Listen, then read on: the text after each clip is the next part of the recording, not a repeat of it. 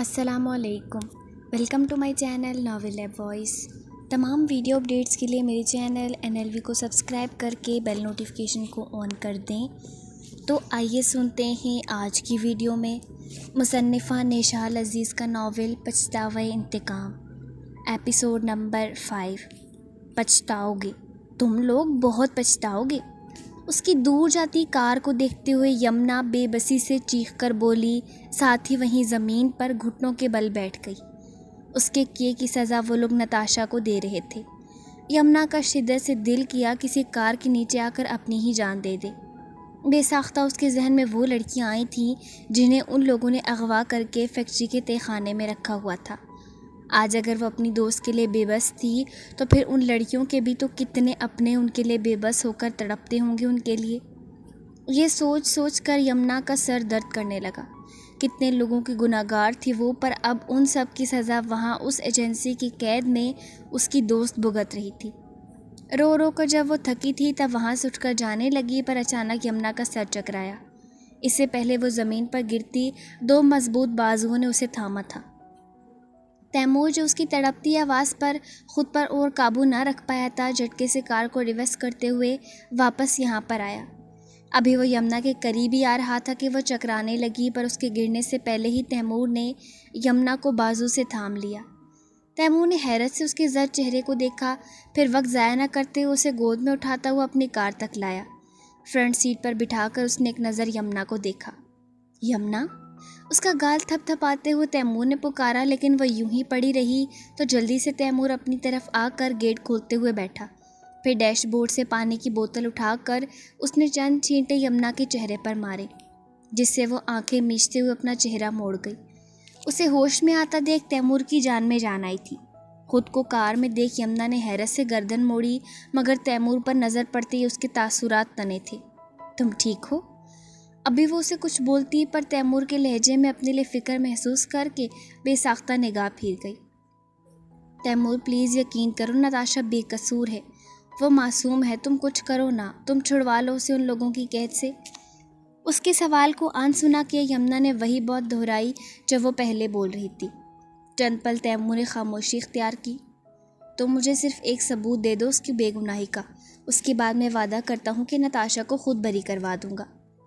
Timur کی اس بات پر یمنا نے بے بسی سے اسے دیکھا۔ آخر کیا ثبوت دیتی اسے کہ وہ خود ہی اصل گناہ گار ہے؟ سر اسے تب تک نہیں چھوڑیں گے جب تک وہ پاسورڈ نہیں بتا دیتی۔ اس کی خاموشی سے لب کاٹنے پر تیمور نے کہا۔ یمنا نے جھٹکے سے اس کی طرف دیکھا۔ تو کیا وہ اسی لاکر کے پاسورڈ کی بات کر رہا تھا؟ کیسا پاسورڈ؟ اپنی گھبراہٹ کو چھپاتے ہوئے وہ پوچھی۔ اب کیا سب بتا دوں تمہیں؟ اسے تجسس میں دیکھ تیمور نے مسکرا کر کہا۔ چلو تمہیں گھر چھوڑ دوں، تمہاری طبیعت ویسے بھی ٹھیک نہیں لگ رہی۔ موضوع بدلتے ہوئے اس نے پھر کہا اور کار سٹارٹ کی۔ کوئی ضرورت نہیں ہے اتنی ہمدردی کی، ایسے انسان کی کار میں جانا میرے لیے گناہ کے برابر ہے جس انسان کی قید میں میری دوست ہے۔ بمشکل اپنی آواز میں نمی روکتے ہوئے یمنا نے اسے دیکھ کر کہا۔ آنکھیں پھر بھیگنے لگی تھی جبکہ تیمور نے اس کی بات پر گہرا سانس بھرا تھا۔ ابھی وہ کچھ اور بولتا کہ یمنا جھٹکے سے کار کا گیٹ کھولتے ہوئے نکلی اور وہاں سے سیدھا اپنی کار کی طرف جانے لگی۔ تیمور نے کار کی سیٹ سے سر ٹکایا اسے کار میں بیٹھتا دیکھا۔ کیسے سمجھاتا یمنا کو کہ اس کے بس میں ہوتا تو اب تک چھوڑ چکا ہوتا وہ نتاشا کو، پر سب گیم تو اس کے اصل سر زبرین افتخار کے ہاتھ میں تھا۔ آدھی رات کو ٹارچر سیل کی سبھی لائٹس آف تھیں اور وہ یوں ہی چیئر سے بندھی ماضی کی سوچوں کے محور میں گم تھی۔ کتنی خوش رہنے والی لڑکی تھی وہ، باپ کے پرسکون سائے اور ایک دوست کی محبت میں جینے والی اس خوشحال لڑکی کی زندگی میں عدنان نیازی ایک انجان شخص بن کر آیا تھا۔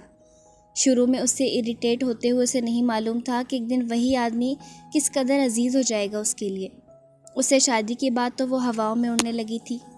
ایسا شوہر جس کے لیے لڑکیاں رشک کرتی ہیں وہ اس کے نصیب میں تھا۔ یہ سوچ ہی تو اس کے لیے باعث فخر تھی، پر اب وہی انسان ایسا شوہر ثابت ہوا تھا جس کا سوچ کر ہی لڑکیاں کانپتیں۔ عدنان کی بے وفائی پر وہ تڑپی تو بہت، پر چاہ کر بھی اس سے نفرت نہ کر سکی۔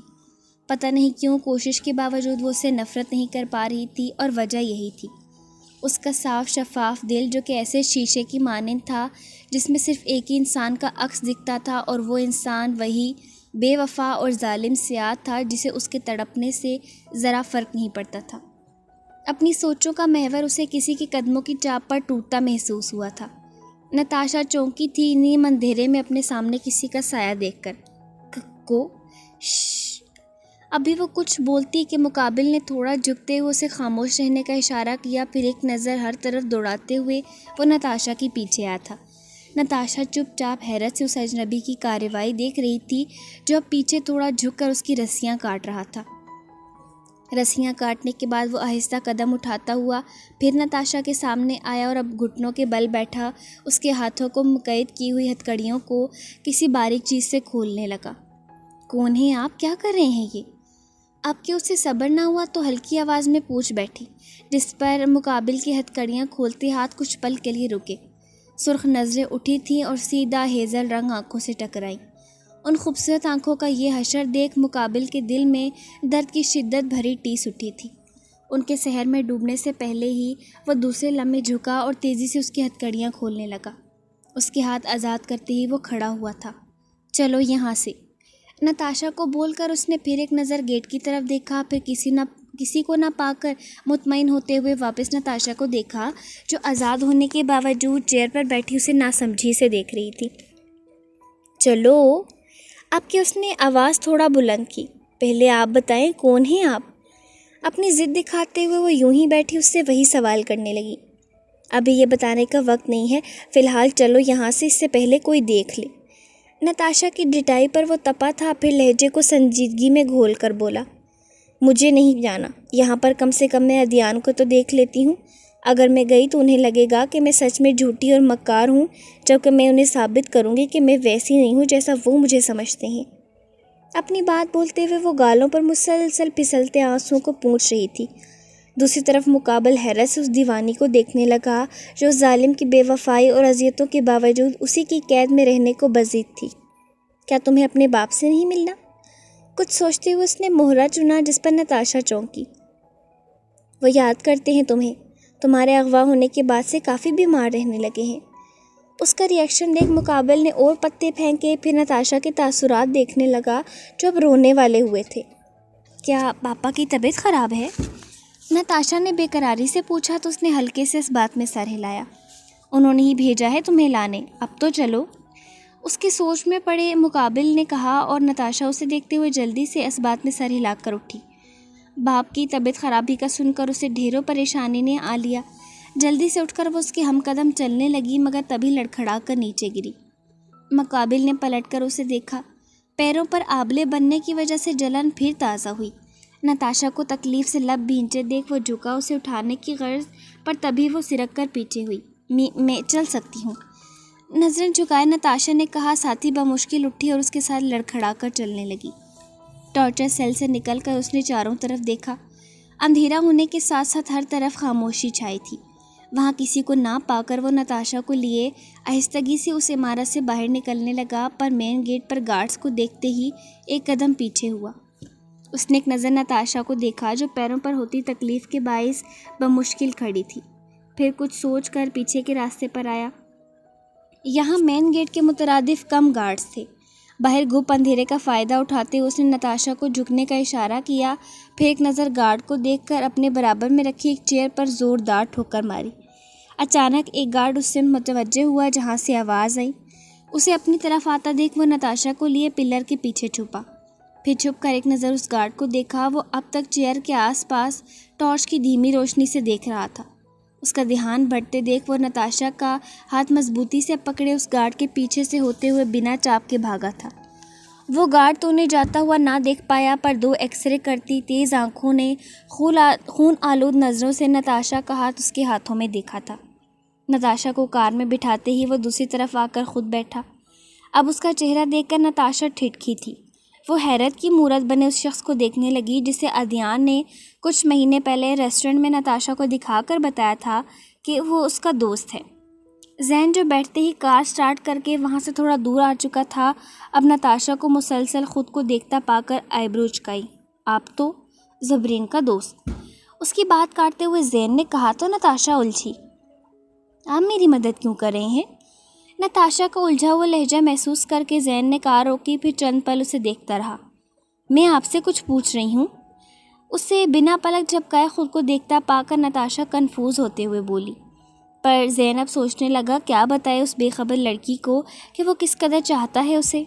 اس کو تکلیف میں دیکھ کر ہی تو وہ اپنے دوست سے بغاوت کر رہا تھا۔ میں نے یہ کیوں کیا یہ اگر تمہیں…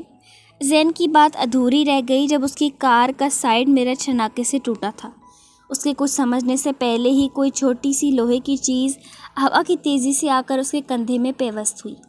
تکلیف کے باعث بے ساختہ وہ سختی سے لب بھینچ گیا، جبکہ نتاشا آنکھیں پھاڑے اسے ایک ہاتھ کندھے پر رکھے اسٹیئرنگ پر فوراً سر ٹکائے دیکھنے لگی۔ زین کے بازو پر گولی لگنے سے وہ بری طرح ڈر رہی تھی، پر اچانک کسی نے اس کی طرف کا گیٹ کھول کر نتاشا کو بازو سے دبوچتے ہوئے جھٹکے سے باہر نکالا۔ خوف سے اس کے منہ سے چیخ نکلتی کہ مقابل اس کے لبوں پر اپنا بھاری ہاتھ مضبوطی سے رکھے نتاشا کی چیخ کو دبا گیا۔ مجھ سے دھوکہ دہی نہیں کرنی چاہیے تھی ڈارلنگ۔ زبرین کی برف کے مانے سرگوشی نتاشا کا خون جما گئی۔ وہ کانپ کے رہ گئی اس کی سخت گرفت میں۔ تبھی وہ نتاشا کو جھٹکے سے چھوڑ کر دور کرتا ہوا کار کے نیچے ہوئے شیشے سے اندر جھانکا، جہاں زین اب تک کندھے پر ہاتھ جمائے سختی سے آنکھیں میچے خود پر قابو کرنے کی کوشش کر رہا تھا۔ تھینک یو سو مچ اپنی اصلیت دکھانے کے لیے، گالی۔ اس کو دیکھتے ہوئے زبرین دانت کچکچا کر غرایا، پھر زین کو یوں ہی اسٹیئرنگ سے سر ٹکائے چھوڑ کر وہ نتاشا کی طرف آیا جو اسے دیکھ کر اب تک تھر تھراہٹ کا شکار تھی۔ اس کا بازو سختی سے دبوچ کر وہ تیز قدم اٹھاتا ہوا اپنی کار تک آیا۔ اس کے گھسیٹنے پر نتاشا کے پیر پر پڑے آبلے چھلے تھے، پر زبرین کا ڈر دماغ میں اس قدر حاوی تھا کہ وہ کرا بھی نہ سکی۔ اس نے پٹخنے کے انداز میں نتاشا کو کار میں بٹھا کر گیٹ دھاڑ سے بند کیا کہ نتاشا کا دل اچھل کر حلق میں آیا۔ اپنی پسٹل پینٹ کی پچھلی جیب میں رکھتے ہوئے وہ کار میں بیٹھا تھا اور زن سے کار وہاں سے بھگا لے گیا۔ اس کے جانے کے بعد زین نے سر اسٹیئرنگ سے اٹھایا تھا، پھر تکلیف دہ نظروں سے زبرین کی دور جاتی کار کو دیکھنے لگا۔ کندھے پر گولی لگتے ہی وہ سمجھ گیا تھا کہ مقابل اسی کا دوست تھا جس نے زین کی بغاوت پر اسے ناراضگی کا یوں اظہار کیا تھا۔ شرمندگی کے باعث اسے نظر نہ ملانے کے چکر میں وہ سر اسٹیئرنگ سے ٹکا گیا تھا، پر اب وہ زبرین کے کہے گئے الفاظوں پر ندامت سے آنکھیں میچ گیا۔ تبھی اس کا فون رنگ کرنے لگا۔ کندھے پر بلیٹ اب تک پیوست تھی۔ اپنی تکلیف کو نظر انداز کرتے ہوئے اس نے کال ریسیو کی۔ کیا ہے؟ نمبر دیکھ کر اس نے جھنجھلا کر لٹھ مار لہجے میں کہا، آج رات کی ڈیوٹی تھی تمہاری، بھول گئے؟ دوسری جانب طاہر الوی کی فیکٹری سے اسی آدمی نے سنجیدگی سے کہا، آج کی ڈیوٹی کسی اور کو دے دو۔ کندھے سے تیزی سے نکلتا خون اس کی سفید شرٹ رنگین کر گیا۔ تبھی وہ آئیبرو بھینچے بولا، یہاں پر کوئی کسی کی ڈیوٹی نہیں کرتا، 15 منٹ میں پہنچو فوراً۔ اب اس آدمی کا لہجہ بدلا تھا۔ آ رہا ہوں، غصے میں کہتے اس نے کال کاٹتے ہوئے فون ڈیش بورڈ پر پٹکا، پھر بایاں ہاتھ سختی سے دائیں کندھے پر جمائے سختی سے زخمی ہاتھ سے کار سٹارٹ کی۔ اس عمارت پر پہنچتے ہی وہ کھینچتے ہوئے نتاشا کو کار سے نکالے اندر کی طرف پیچھے کے راستے سے ہی لے جانے لگا۔ مقصد نتاشا کو کچھ دکھانے کا تھا، اور جو منظر نتاشا نے اندر جاتے ہوئے دیکھا وہ لرز کے رہ گئی۔ پچھلے حصے پر متعین گارڈز کے بے جان وجود پڑے تھے اور ان کی جگہ نئے گارڈز وہاں کھڑے تھے، تو کیا وہ انہیں مار چکا تھا؟ یہ سوچ نتاشا کو جھرجھری لینے پر مجبور کر گئی۔ اسے ایک خفیہ کمرے میں لا کر زبرین نے جھٹکے سے چھڑا کے نتاشا لڑکھڑا کر نیچے گری۔ پیروں پر ہوتی جلن بڑھی تھی، ساتھ ہی ٹھنڈے مارمر پر گرنے سے بازو میں چوٹ لگی۔ وہ کرا کے رہ گئی۔ دوسری طرف زبرین روم کا دروازہ لاک کرتے ہوئے پلٹا تھا، پھر اپنا کوٹ اتار کر زور سے زمین پر پھینکا، ساتھ ہی اندر پہنی شرٹ کے اوپری بٹنز کھولتے ہوئے اس کے قریب آ کر گھٹنوں کے بل جھکا، پھر خاموشی سے اسے دیکھنے لگا جو زرد رنگت لیے زبرین کے وجہ چہرے پر چٹانوں جیسے سخت تاثرات دیکھتے لرزتے ہوئے پیچھے سرک رہی تھی۔ تو بھاگنے کا ارادہ تھا میری جان کا؟ اس کے چہرے کے بالکل نزدیک اپنا چہرہ کرتے ہوئے زبرین نے پوچھا۔ تاثرات کے برعکس اس کا لہجہ نہایت نرم تھا۔ نتاشا نے جلدی سے نفی میں سر ہلایا۔ ادھیان نہیں، وہ پاپا کی۔ اس کے الفاظ منہ میں ہی رہ گئے جب زبرین اس پر اور جھکتے ہوئے نتاشا کی سانس روک گیا۔ شدت ضبط سے وہ آنکھیں میچ گئی۔ اس کا یہ لمس کہیں سے بھی محبت لٹاتا نہیں تھا، بلکہ اپنے سخت اور جھلسا دینے والے لمس سے وہ نتاشا کو تکلیف دے رہا تھا۔ جب درد حد سے بڑھا تو نتاشا اپنا زمین پر ٹکایا ایک ہاتھ ہٹا گئی، جس سے وہ زبرین سمیت پیٹھ کے بل زمین پر گری تھی۔ کچھ دیر بعد اس کے لبوں کو چھوڑ کر زبرین نے دونوں ہاتھ زمین پر ٹکاتے ہوئے ایک نظر نتاشا کو دیکھا، جو آنکھیں موندے اپنی سانسیں ہموار کرنے کی کوشش کر رہی تھی۔ منہ میں خون کا ذائقہ محسوس کر کے ابھی وہ آنکھیں کھولتی کہ اپنی گردن پر وہی جھلسا ہوا لمس محسوس ہوا اسے۔ سراہی دار گردن پر ہوتی چبھن جب بڑھنے لگی تو وہ مچلنے لگی اس سیاد کی مضبوط گرفت میں، جبکہ وہ نتاشا کی لگاتار مزاحمت کو نظر انداز کرتا ہوا اس کا رخ برابر کی جانب کر گیا۔ اپنے پشت پر قمیص پر لگی زپ کو اس کے ہاتھ سے کھلتا محسوس کر کے نتاشا نے زبرین کے مضبوط بازوؤں پر ہاتھ رکھ کے اسے دور کرنا چاہا۔ اس پر مقابل کی گرفت اور سخت ہوئی تھی۔ کہا تھا نا، دھوکہ نہیں دینا چاہیے تھا۔ نتاشا کے کان میں سرگوشی کرتے ہوئے وہ اس کی کان کی لو کو اپنے دانتوں میں لے گیا۔ میں نے کوئی دھوکہ، وہ بھیگے کپ کپاتے لہجے میں وضاحت دینے لگی، پر کان کی لو پر اس کے دانت کا دباؤ پڑتے ہی نتاشا اپنا جملہ ادھورا چھوڑ کر کراہی۔ اسے تکلیف میں کراہتا دیکھ زبرین طنزیہ مسکراہٹ سمیت اپنا بھاری ہاتھ اس کے سرخ لبوں پر سختی سے جما گیا۔ وہ تڑپنے لگی تھی اس کے تکلیف دہ لمس پر، لیکن مقابل بھی ظالم سیاد تھا جسے اس کی تکلیف سے کوئی لینا دینا نہیں تھا۔ رات بھر اپنے ہر لمس سے اس نے نتاشا کو تڑپایا، اس پر یہ ظاہر کیا کہ زبرین افتخار کو پھر کبھی دھوکہ دینے کی سزا اسے کتنی دردناک دے سکتا تھا۔ وہ فیکٹری کے تہہ خانے میں آنے سے پہلے ہی وہ ایک موٹا کپڑا اپنے کندھے سے لے کر شانوں تک سختی سے باندھ چکا تھا تاکہ خون زیادہ نہ بہے۔ اب وہ تہہ خانے میں سیڑھیاں طے کرتا ہوا آیا تھا۔ کندھے میں درد کی ٹیسیں ہر لمحے بڑھ رہی تھیں، پر وہ لب ایک دوسرے میں پیوست کیے ضبط کر رہا تھا۔ جس کمرے میں لڑکیاں قید تھیں اسی کے باہر بند گیٹ پر آ کر رکا، جہاں وہ آدمی پہلے سے ہی کھڑا تھا۔ یہ کیا ہوا؟ اس آدمی نے زین کے کندھے پر بندھے کپڑے کو دیکھ کر کہا، جو کہ خون سے رنگین ہو چکا تھا۔ کام کیا ہے وہ بتاؤ۔ اس کا سوال اگنور کیے زین نے ناگوار لہجے میں پوچھا تو وہ ہنکارا بھر کے رہ گیا، پھر ایک چابی اس کی طرف بڑھائی۔ کرنا کیا ہے؟ بس یہاں کی پہرے داری کرو، اور اگر چاہو تو کسی لڑکی کو۔ میں نے سن لیا، اب جاؤ یہاں سے۔ اس کی خباثت بھرے لہجے میں کہے جانے والا جملہ کاٹتے ہی زین نے لب بھینچے کہا، ساتھ ہی اس کے ہاتھ سے چابی لی، جس پر وہ ہنسنے لگا، پھر اس کے برابر سے ہوتا ہوا سیڑھیوں کی طرف گیا۔ اوپر جاتے ہی اس آدمی نے تختہ جگہ پر رکھا۔ زین نے ایک نظر سیڑھیوں کو دیکھا، پھر گیٹ کے باہر رکھی چیئر پر بیٹھ گیا۔ درد کی وجہ سے وہ آنکھیں بار بار سختی سے بند کر کے کھول رہا تھا۔ ادھ کھلی آنکھوں سے اس نے نظر دوڑائی۔ وہاں اس کے علاوہ 2 اور گارڈز تھے جن کے ہاتھوں میں اسلحہ تھا۔ اندر سے کچھ لڑکیوں کی رونے کی آوازیں اب تک آ رہی تھیں۔ جب اس کی حالت حد سے زیادہ خراب ہونے لگی تب وہ اٹھا تھا، پھر چابی لاک میں لگاتے ہوئے لاک کھولنے لگا اور جھٹکے سے دروازہ کھولتے ہوئے کمرے میں داخل ہوا۔ اس کے گیٹ کھولنے پر کئی لڑکیوں کی چیخیں یک بیک بلند ہوئی تھیں۔ زین نے ایک نظر سب کو دیکھا، وہ سب سے خوف سے اسی کی طرف دیکھ رہی تھیں۔ تبھی زین کی نظر اسی لڑکی پر پڑی جو اس دن کی طرح اب بھی اسے لگاتار دیکھ رہی تھی۔ تم ادھر آؤ، اس پر اپنی تیز نظر جمائے زین نے کہا تو اظہا کانپ کے رہ گئی۔ وہ اسے ہی بلا رہا تھا۔ اس کو تو وہ شخص سب سے الگ لگا تھا، پر ابھی اس کا بلانا۔ وہ بے ساختہ دوسری لڑکیوں کے پیچھے چھپنے لگی، جبکہ زین نے جبڑے بھینچے تھے اس کی حرکت پر۔ کندھے پر ہوتا درد زور پکڑنے لگا تھا۔ ادھر آؤ، اب کہ وہ زور سے دھاڑا تھا جس پر سبھی لڑکیاں خود کو بچانے کے چکر میں سائڈ ہوئیں۔ اظہا خوف سے رونے لگی تھی اسے اپنی طرف بڑھتا دیکھ۔ قدم بہ قدم اس کے قریب آ کر زین نے سختی سے اس کی کلائی پکڑی تھی، پھر کھینچتے ہوئے اسے وہاں سے لے جانے لگا۔ دور بیٹھی روش نے بے بسی سے اظہا کو دیکھا، جو روتے ہوئے اپنی کلائی زین کی مضبوط گرفت سے چھڑوانے کی ناکام کوششیں کر رہی تھی۔ وہاں سے نکل کر زین نے چابی ایک گارڈ کی طرف اچھالی، ساتھ ہی اسے گیٹ لاک کرنے کا اشارہ کیا۔ اس گارڈ کے دروازہ لاک کرتے ہی وہ اس سے چابی لے کر اظہا کی کلائی یوں ہی پکڑے تھے خانے میں بنے دوسرے کمرے کی طرف جانے لگا۔ ان گارڈز نے ایک نظر ان دونوں کو دیکھ کر ایک دوسرے کو خباثت سے ہنس کر دیکھا۔ کمرے میں لاتے ہی اس نے اظہا کو جھٹکے سے چھوڑا اور گیٹ بند کیا۔ یہ ایک سادہ سا کمرہ تھا جس میں ایک لکڑی کی چوکی کے علاوہ اور کچھ نہ تھا۔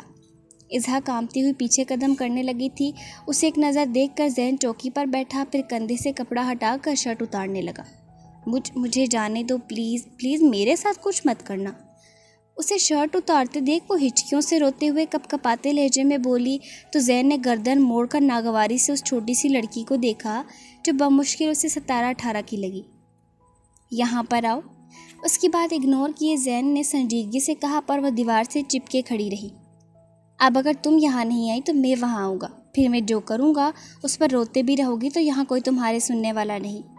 اس کی ایک ہی جگہ ٹکے رہنے پر اب زین نے دانت پیس کر سخت لہجے میں کہا۔ اس کی بات پر اظہا بے بسی سے کمرے کے بند گیٹ کو دیکھنے لگی، پھر لرزتے ہوئے چھوٹے قدم اٹھا کر اس کے پاس آئی۔ اسے بنا شرٹ کے دیکھ کر وہ زین سے چند قدم کے فاصلے پر رک کر نظر جھکائے اپنی انگلیاں چٹکانے لگی تھی۔ نازک وجود ہچکیوں کی زد میں تھا اس کی حرکت پر۔ اب زین کا ضبط ٹوٹا تھا۔ تھوڑا سا آگے ہو کر اس نے اظہا کی نازک کلائی کو اپنی مضبوط گرفت میں لیا، پھر جھٹکے سے اسے اپنی طرف کھینچا۔ بے ساختہ اظہا کے منہ سے نکلتی چیخ فضا میں بلند ہوئی۔ وہ سیدھا اس کے کشادہ سینے پر گری تھی، پر زین نے اگلے ہی پل اسے تھوڑا فاصلے پر کر کے اپنے برابر میں بٹھایا۔ اظہا کی جان پر بن آئی اس کے اتنے نزدیک بیٹھنے پر۔ اس کی کلائی اب تک زین کی مضبوط گرفت میں تھی۔ بمشکل اس نے نظر اٹھا کر ترچھی نظروں سے زین کو دیکھنا چاہا، پر زین کو اپنی ہی طرف دیکھتا پا کر فوراً نظریں جھکائی۔ زین نے اسے سخت گھوری سے نواز کر اپنی پینٹ کی جیب سے چھوٹا چاقو نکالا، پھر اسے اظہا کی طرف بڑھایا۔ پکڑو۔ اس کے چاقو کو ناسمجھی سے دیکھنے پر زین نے ناگواری سے کہا، پر کیوں؟ وہ اب بھی یوں ہی بیٹھے چاقو کو دیکھتے ہوئے پوچھی، پر زین کی ناگوار نظروں کو دیکھ جلدی سے چاقو پکڑا۔ اس کے چاقو پکڑتے ہی زین پلٹا تھا، پھر اظہا کی طرف پشت کر کے بیٹھ گیا۔ اس کے کندھے پر سے خون نکلتا دیکھ اظہا نے منہ پر ہاتھ رکھا تھا۔ یہ کندھے پر بلٹ پیوست ہے، اس چاقو سے نکالو اسے۔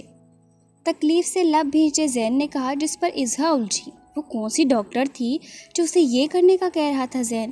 وہ تو ایسا عجیب چھوٹا سا چاقو بھی پہلی مرتبہ پکڑ رہی تھی۔ میں کیسے نکالوں؟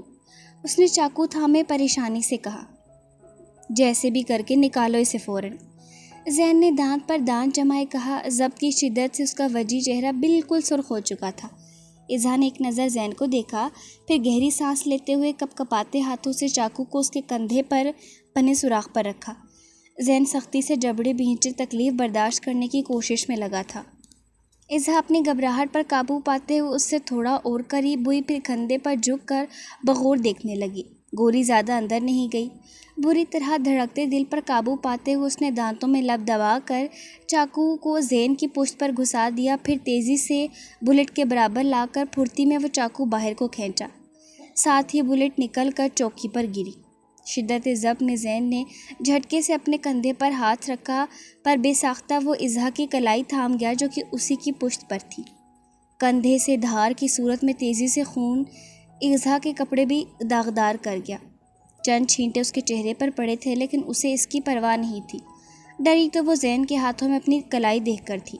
تکلیف ہر درجہ بڑھنے پر اس نے اظہا کی کلائی پر گرفت سخت کی، جس سے وہ سسک کر رہ گئی۔ کپڑا باندھو جلدی۔ اس کی سسکی سن کر زین نے اس کا ہاتھ چھوڑ کر آنکھیں میچے کہا تو اظہا بوکھلا کر جلدی سے چوکی سے اتری، پھر نیچے پڑا کپڑا اٹھا کر واپس زین کی پشت کی طرف آئی اور اس کے کستی کندھے پر کپڑا باندھنے لگی۔ کپڑا باندھتے ہی وہ پیچھے ہٹی، پھر تیزی سے گیٹ کی طرف جانے لگی۔ اسے گیٹ کے پاس جاتا دیکھ زین اٹھا تھا۔ ابھی وہ ناپ گھماتی کہ زین نے اسے بازو سے جکڑ کر اپنی طرف کھینچا، پھر سیدھا دیوار سے لگا کر اس کے نزدیک کھڑا ہو گیا۔ اظہا کی جان ہوا ہونے لگی اپنے چہرے سے انتہائی نزدیک اس کا وجی چہرہ دیکھ کر۔ مجھے جانے دو۔ اپنے بازو پر زین کی انگلیاں گڑتے محسوس کر کے اظہا مچل کر بولی۔ گال مکمل ٹماٹر ہو رہے تھے۔ مقابل کا کشادہ سینہ دیکھ کر تبھی وہ نگاہ دوسری طرف پھیر گئی۔ زین نے اس کا نورانی خوبصورت چہرہ ناگواری سے دیکھتے ہوئے اس کا ایک ہاتھ جو وہ اپنی پشت پر چھپائی ہوئی تھی وہ پکڑ کر اس کی آنکھوں کے سامنے لایا۔ اظہا نے شرمندہ نظریں اٹھا کر اس کی گرفت میں جکڑے اپنے ہاتھ کو دیکھا جس میں زین کا موبائل تھا، پھر سبکی سے گردن چکا لی۔ زین نے سرخ آنکھوں سے اسے گھورتے ہوئے اس کے دوسرے بازو سے اپنا ہاتھ نیچے پھیرتے ہوئے اظہا کی کلائی پکڑی، پھر کمر پر لے جا کر اس کی کلائی مروڑ دی۔ اظہا جھٹکے سے سر اڑا کر دانتوں میں لب دبائے سسکی، نازک لب کپا کر رہ گئے۔ تبھی زین اپنا وجی چہرہ اس کے کان کے قریب لے گیا۔ آئندہ اگر ایسی حرکت کی تو جس چاقو سے تم نے وہ بلٹ نکالی ہے اسی چاقو سے تمہارا یہ چہرہ بگاڑ کر رکھ دوں گا۔ دانت پیستے ہوئے اس نے اظہا کے کان میں دھیمے لہجے میں سرگوشی کی، جبکہ وہ اس کی گرم سانسوں سے اپنا چہرہ جھلستا ہوا محسوس کر رہی تھی۔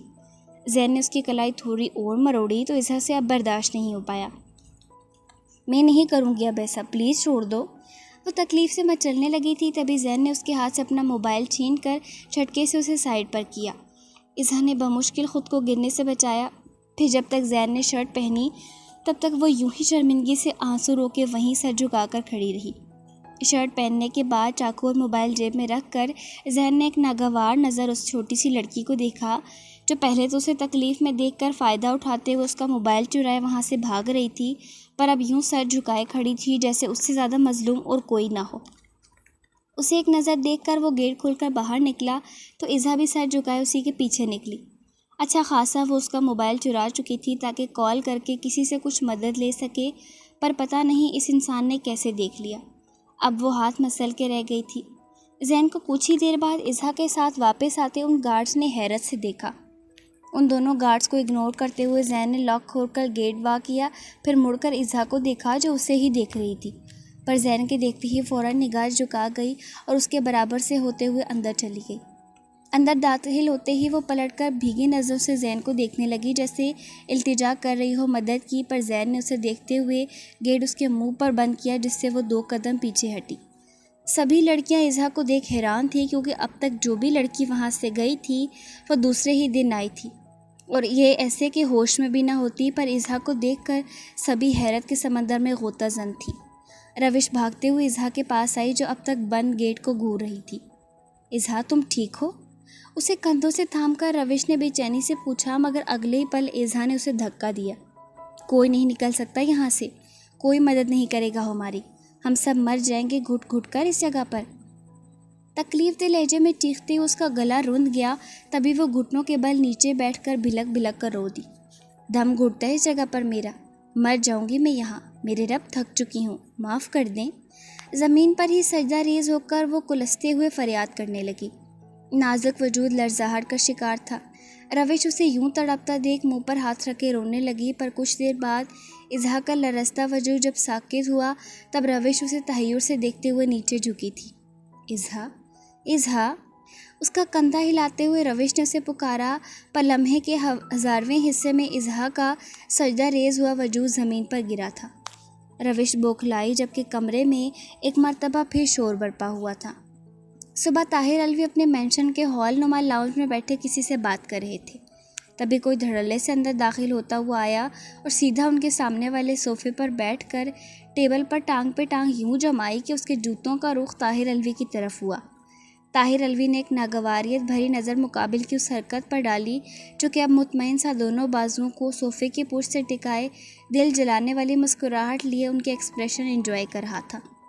انہوں نے کال پر ایکسکیوز کر کے فون رکھا، پھر خاموشی سے چند پل بغور مقابل کو دیکھتے رہے۔ یہ کیا حرکت ہے دھیان؟ ان کے لہجے میں واضح ناگواری محسوس کر کے زبرین محفوظ ہو کر ہنسا تھا۔ کیا حرکت سسر جی، داماد ہوں آپ کا، اب اتنا تو حق بنتا ہے میرا۔ منہ محفوظ ہوتے ہوئے لہجے میں بول کر ان کے چہرے کی طرف کیے جوتے ہلانے لگا۔ داماد کس حق سے بول رہے ہو؟ اب تک میری بیٹی کو تو ڈھونڈ نہیں پائے اور آئے ہو اپنا حق جتانے مجھے؟ اب کہ وہ سخت لہجے میں کہنے لگے، جس پر زبرین نے پہلے تو کچھ پل صوفے کی پشت سے ٹیک لگائے آنکھیں موندی، پھر آنکھ کھول کر انہیں واپس دیکھنے لگا۔ میں آپ کی بیٹی کو کیوں ڈھونڈوں؟ وہ جانتے بوجھتے انجان بنا، جبکہ طاہر الوی کی پیشانی پر بل پڑے تھے۔ انہیں ادیان کا لہجہ آج سبھی دنوں سے مختلف اور کچھ عجیب لگا۔ کیا مطلب کیوں ڈھونڈو گے؟ بیوی ہے وہ تمہاری؟ اس بار انہوں نے کہا تو پر لہجہ ان کا بالکل الجھا تھا، جیسے اس کے رویے کو سمجھنے کی کوشش کر رہے ہوں۔ سسر جی پہلے میری پوری بات تو سن لیں، میں پوچھ رہا ہوں کہ میں آپ کی بیٹی کو کیوں ڈھونڈوں جب وہ ہے ہی میری تحویل میں۔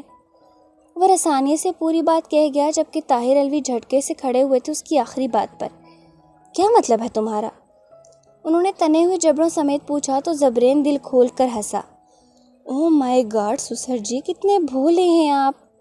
اپنی ہنسی روک کر وہ سر نفی میں ہلاتے ہوئے بولا، بکواس بند رکھو، کہاں ہے میری بیٹی یہ بتاؤ۔ اس کے ہنسنے پر وہ غصے سے دہاڑے۔ زبرین نے ایک نظر ان کے غصے سے لال چہرے کو دیکھا اور پھر کہا، اگر میں نہ بتاؤں تو کیا کریں گے آپ؟ اس نے جیسے چیلنج کیا تھا انہیں، جس پر طاہر الوی نے مٹھیاں بھینچیں۔ ان کے شیطانی دماغ نے انہیں الرٹ کر دیا تھا کہ مقابل بیٹھا ان کے داماد کے درجے پر فائز انسان وہ نہیں ہے جو اسے انہوں نے سمجھا تھا۔ کون ہو تم؟ دھیمے لہجے میں انہوں نے استفسار کیا، جس پر زبرین نے مسکراتے ہوئے ابرو اٹھائی۔ آپ نے مجھے نہیں پہچانا؟ حیرت ہے مرزا انکل۔ چہرے پر ٹھہری ہلکی مسکراہٹ غائب کر کے اس نے اچانک سنجیدگی سے کہا۔ دوسری طرف طاہر الوی کو اس کے آخری الفاظ نے جیسے ساکت کر دیا تھا۔ وہ جیسے زلزلے کے زد میں آئے تھے۔ پتھرائی آنکھیں اب تک مقابل کے وجیح چہرے پر تھیں۔ زیبی؟ ان کے لب بالکل آہستگی سے ہلے۔ آنکھوں میں 19 سال پہلے والا وہ بھولا بھٹکا واقعہ بالکل تازہ ہوا جب وہ 13 سالہ بچہ انہیں یہ بات کہہ رہا تھا۔ مجھے آپ صحیح نہیں لگتے، اس بچے نے سمندر کی لہروں کو دیکھتے ہوئے کھرے لہجے میں کہا۔ جن کی نظروں میں ہم نہیں اچھے، کچھ تو وہ لوگ بھی برے ہوں گے۔ میں تمہیں کیوں صحیح نہیں لگتا؟ انہوں نے اس کی طرف دیکھتے ہوئے ایک شعر پڑھا، ساتھ ہی مسکراتے ہوئے پوچھنے لگے۔ ان کے شعر پر وہ 13 سالہ بچے انہیں دیکھ کر واپس لہروں کو دیکھنے لگا۔ آپ یہ کہتی ہیں آپ اچھے ہیں، پر پھر بھی مجھے لگتا ہے جیسے آپ کسی مطلب سے ہمارے پاس آئے ہو، یا کوئی ایسی وجہ جس کے بارے میں ہمیں بتا نہیں رہے، اور میں نے امی کو بھی کہہ دیا ہے کہ آپ کی باتیں نہ مانا کریں۔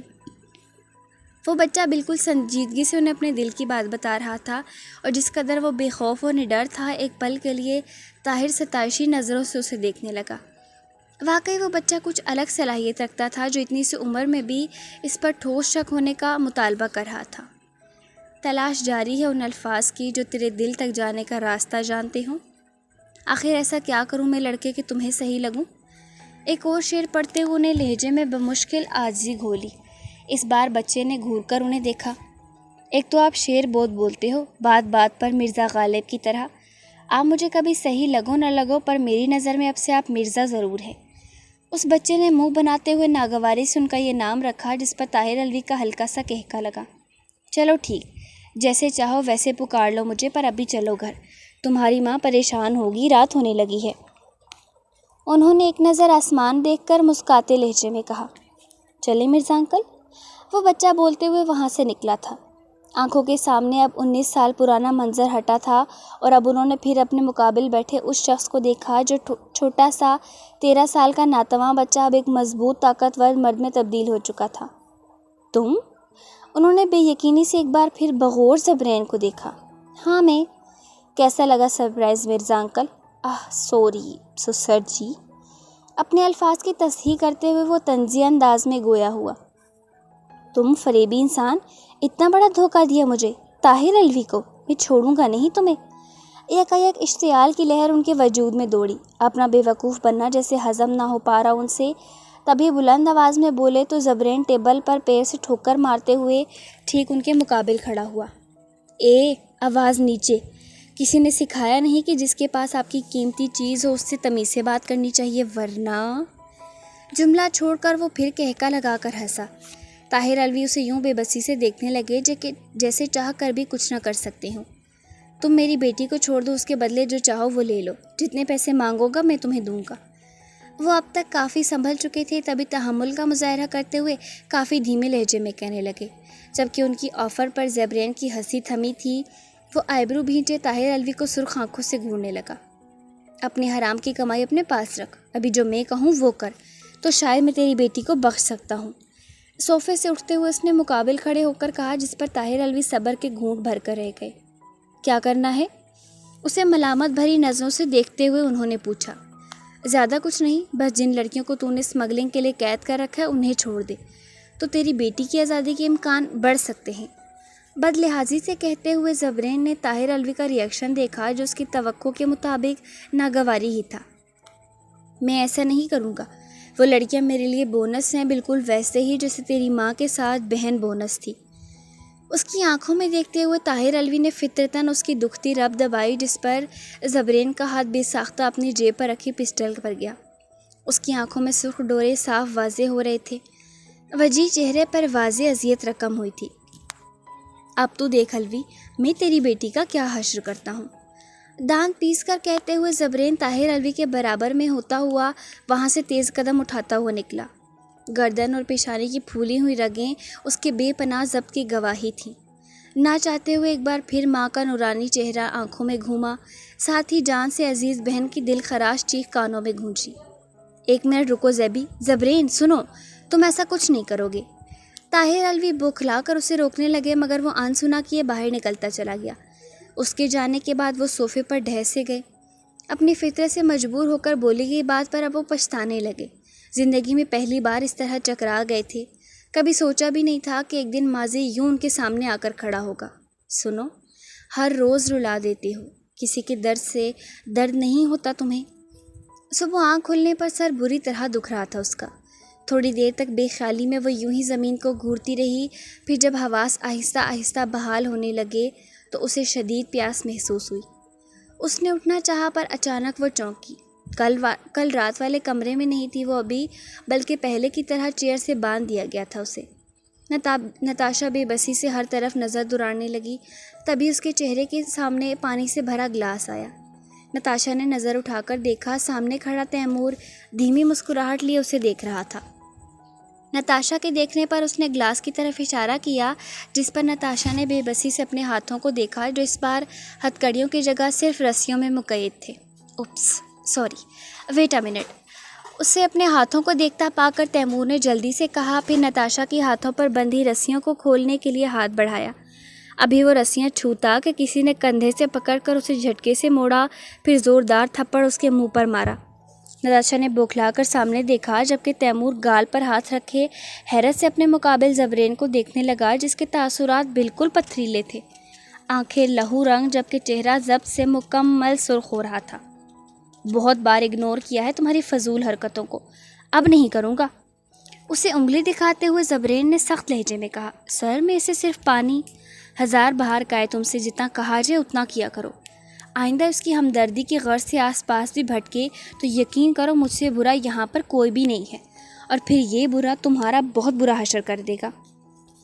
وہ غراتے ہوئے اسے وارننگ دے رہا تھا، جبکہ خون آلود نظریں نتاشا کو گھور رہی تھیں، جو اس کی گھوری سے ڈرتے ہوئے نظریں جھکا گئی۔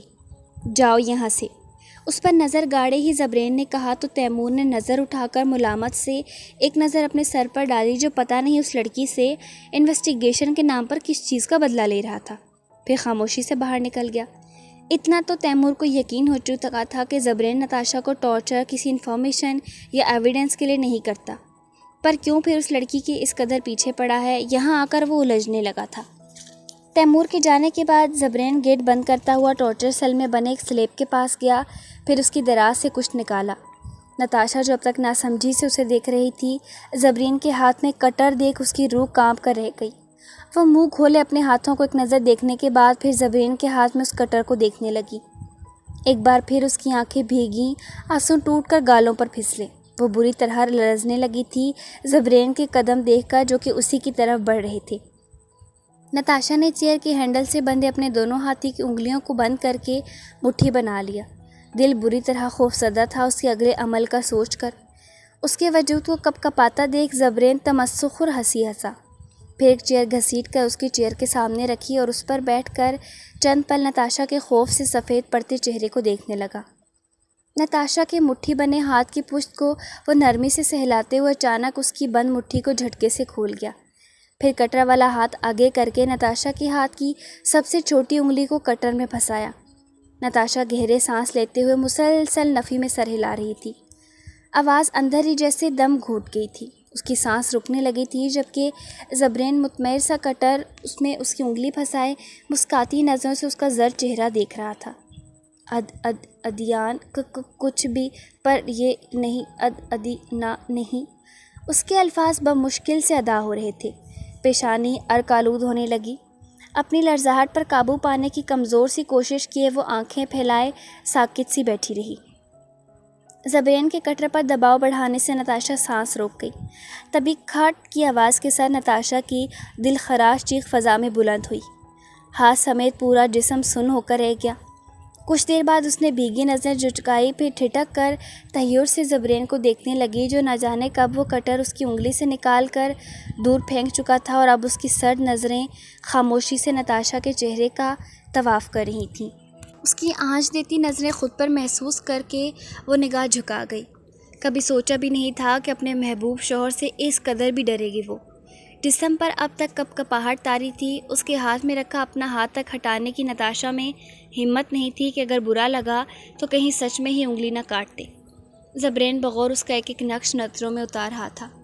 کیا سچ میں وہ لڑکی اتنی اذیتوں کے بعد بھی اس سے محبت کی دعویدار تھی، یا پھر یہ صرف یہاں سے بچ نکلنے کا ایک ڈرامہ تھا؟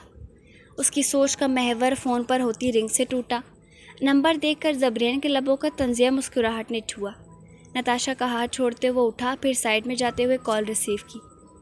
دیکھو زیبی، تم نتاشا کو کچھ مت کرنا، بدلے میں تمہاری پوری تو نہیں پر آدھی مانگ پوری کر سکتا ہوں۔ اسمگل ہونے والی لڑکیوں میں سے اگر تم کہو تو آدھی آزاد کر دوں گا، پر تم نتاشا کے ساتھ اب کچھ نہیں کرنا۔ اس کے ریسیو کرتے ہی دوسری طرف سے طاہر الوی نے جلدی کہا۔ ان کی بات ختم کرنے تک وہ کچھ سوچتا رہا۔ زیبی، انہیں شک گزرا کہ ان کی بات سن بھی رہا ہے یا نہیں۔ آج شام تک آزاد کر دو، لٹھ مار لہجے میں کہا گیا، جس پر طاہر الوی خون کے گھونٹ بھر کے رہ گئے۔ ٹھیک ہے، تو پھر نتاشا کو بھی تم شام میں، وہ میں خود ڈیسائیڈ کروں گا۔ ان کی بات کاٹتے ہوئے وہ سرد لہجے میں گویا ہوا۔ طاہر الوی نے لب بھینچے تھے، لیکن بعد میں اگر تم مکر گئے، مطلب نتاشا کو چھوڑنے سے انکار کر دیا تو؟ انہوں نے سنجیدگی سے پوچھا تو زبرین نے فون کان سے لگائے ہی پلٹ کر نتاشا کو دیکھا، جس کی خوفزدہ نظریں اب تک دور پھینکے کٹر پر تھیں۔ زبرین افتخار نے شیر جیسی نفرت تو سیکھی ہے، پر گیدڑوں جیسا مکرنا نہیں۔ ان پر طنز کرتا وہ بولا، پر لہجہ اس کا خود ہلکا ہوا تھا۔ سینے پر رکھے پتھر پر پڑی درار بڑی تھی، نظریں اب تک اس پری پیکر پر تھی جس کا اس نے کچھ ہی عجیب ہی حشر کر کے رکھ دیا تھا اپنی نفرت نے۔ شام کو میں لڑکیوں کو پل پر بھیجوں گا، وہاں سے انہیں ریسیو کر لینا، اور تم۔ طاہر الوی کہہ ہی رہے تھے کہ اپنی مطلب کی بات سنتے ہی اس نے کال کاٹی، جیسے ان کی آواز صرف مجبوری میں سن رہا ہو۔ دوسری جانب طاہر الوی اس کے کال کاٹنے پر فون کو گھورتے رہ گئے۔ وہ ایک دھوکے باز انسان ہے، یمنا نفرت سے گویا ہوئی۔ اس نے تیمور کو ایک ریسٹورنٹ میں بلایا تھا۔ صبح طاہر الوی نے جب اسے ادیان کی اصلیت بتائی تب وہ جھنجھنا کر رہ گئی تھی، اور اب بیٹھی اپنی بڑھاس نکال رہی تھی۔ ویسے دیکھا جائے تو اصل دھوکے باز تمہارے وہ پارسا دکھنے والے الوی انکل ہیں، ملک کے غدار اور فریبی۔ تیمور تمسخر سے اسے دیکھتے ہوئے بولا۔ یمنا نے اس کے لہجے پر ناگواری ظاہر کرتے ہوئے ترچھی نظروں سے اسے گھورا، پھر واپس گردن موڑ کر شیشے سے باہر نیچے اپنی منزل پر رواں دواں گاڑیوں کو دیکھنے لگی۔ ان گاڑیوں میں کتنی ہی معصوم لڑکیاں ہوں گی، بالکل ویسی جیسے اس نے دوستی کے جھانسے میں پھنسا کر اغوا کروائی تھیں۔ اس وقت تو وہ ان لڑکیوں کی بے وقوفی پر ہنستی تھی، پر جب سے نتاشا ان ایجنٹس کی قید میں گئی تھی تب سے اسے پچھتاوا ہوتا تھا اپنے کیے پر۔ میں نے کچھ کہا تھا تم سے؟ اچانک تیمور کے پوچھنے پر وہ چونکی، پھر ناسمجھی سے اسے دیکھنے لگی۔ کیا؟ اس کے سوال پر تیمور نے گہرا سانس بھرا۔ نتاشا کی بے گناہی کا کوئی تو پروف ہوگا جسے یوز کر کے ہم نتاشا کو اس قید سے نکال سکیں۔ سینے پر بازو باندھتے اس نے وہی بات پوچھی تو یمنا نے آہستگی سے نفی میں سر ہلایا۔ جہاں تک میری انکوائری تھی، اس میں طاہر الوی کی بیٹی اس کے ہر پلان کا علم رکھتی تھی، پر اب تو مجھے بھی نتاشا انوسینٹ لگتی ہے۔ آخر کون ہی لڑکی ہوگی جو اتنی اذیتوں کے بعد بھی کچھ نہ بتائے؟ وہ اب تک کے حالات کا جائزہ لیتے ہوئے اسے بتا رہا تھا، پر یمنا نے اس کی بات پر نظریں چرائی تھیں۔ اس انسان کے سامنے بیٹھے اسے اپنا آپ نہایت چھوٹا محسوس ہوا۔ کتنے لوگوں کی گناہ گار وہ کتنی سکون سے اس کے ساتھ بیٹھی تھی، جبکہ دوسری طرف اس کی عزیز دوست اس کا کیا بھگت رہی تھی۔ شرمندگی سے وہ سر جھکا گئی۔ نتاشا کو دیے گئے ریمانڈ کو دیکھ کر ہی وہ کانپی تھی، بجا کے وہ لڑکی ان لوگوں کو کتنے ٹارچر کو سہتی ہوگی بنا کسی گناہ کے۔ اس نے بے ساختہ جھرجھری لی۔ تیمور اور بھی کچھ کہہ رہا تھا، پر وہ جھٹکے سے اٹھی۔